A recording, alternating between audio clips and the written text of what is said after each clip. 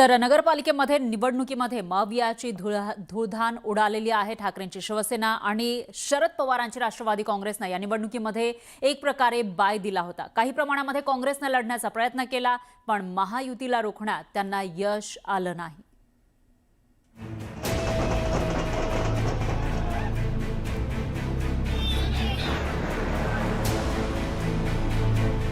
नगरपालिका निवडणुकीत महाविकास आघाडीला मोठ्या अपयशाला सामोरं जावं लागलं।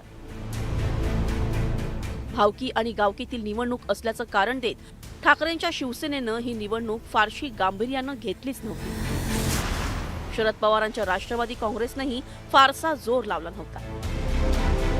निवडणुकीच्या प्रचारात ठाकरेंच्या शिवसेनेचे वरिष्ठ नेते दिसलेच नाही। उद्धव ठाकरेंनी सभा घेतली नाही। आदित्य ठाकरेही प्रचारात दिसले नाही।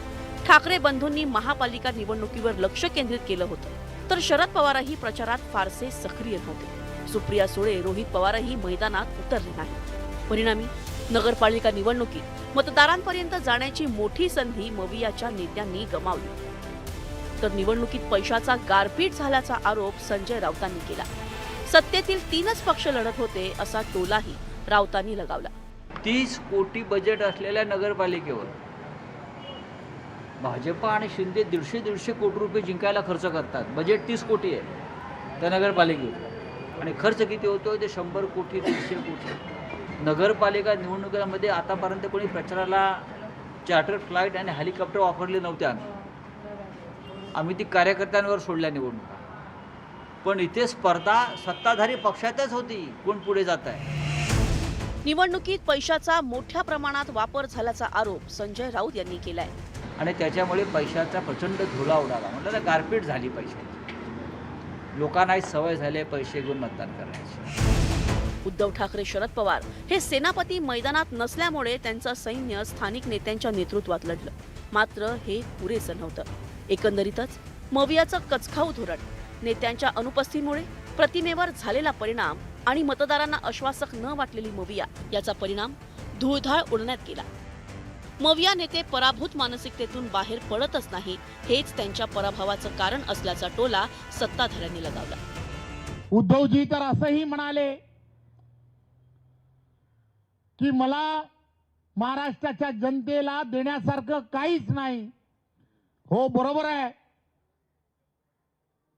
त्यांना महाराष्ट्रातील जनतेला देण्यासारखं काहीच नाही, आणि म्हणून जनतेने सुद्धा ठरवलं की त्यांना देण्यासारखं काहीच नाही। महाविकास आघाडीचे बडे नेते प्रचारात उतरलेच नाही, यामुळे मतदारांना मवियाविषयी विश्वासच वाटला नाही। याकडे राजकीय विश्लेषकांनी लक्ष वेधलं। विरोधी पक्षाकडे अतिशय चांगले असे नवीन चेहरे तयार होणं आवश्यक आहे।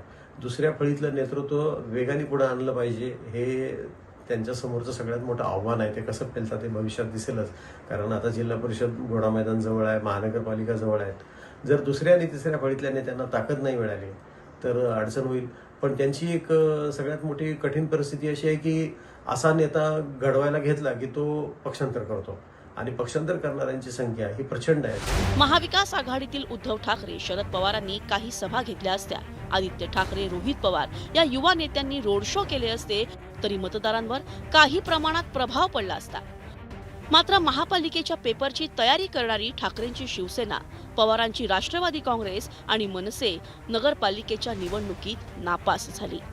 संतोष गोरे, न्यूज 18 लोकमत, मुंबई।